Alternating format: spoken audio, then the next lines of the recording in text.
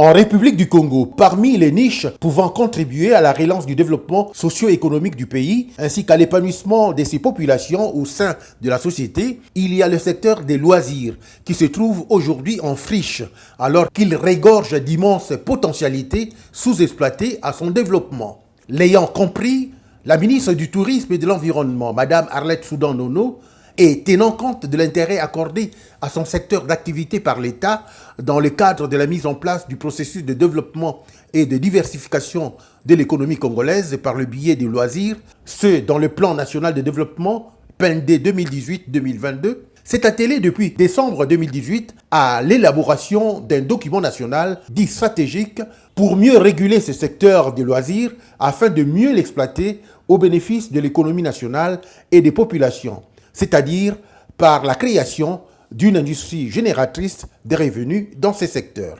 Madame la ministre, sur la politique nationale des loisirs, que les experts et les représentants des administrations publiques ont à examiner et valider à l'occasion de cet atelier.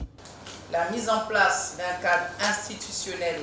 et juridique des activités et structures de loisirs, la création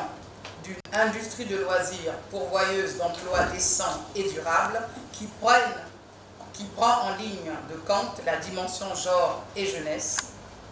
la généralisation de l'accès du plus grand nombre de citoyens aux loisirs sains à moindre coût et sécurisés, ce qui nous conduira à coup sûr vers la mise sur pied de la carte de répartition géographique des infrastructures de loisirs. Et enfin, la promotion en collaboration avec les ministères compétents des structures de formation qualifiantes dans les métiers des loisirs. Notons qu'à l'occasion, le représentant du Programme national des Nations Unies pour le développement PNUD a salué cet engagement du Congo dans le développement et l'encadrement du secteur des loisirs. En effet, il y a lieu de noter que le secteur des loisirs est devenu, avec celui du tourisme, un secteur économique en pleine croissance.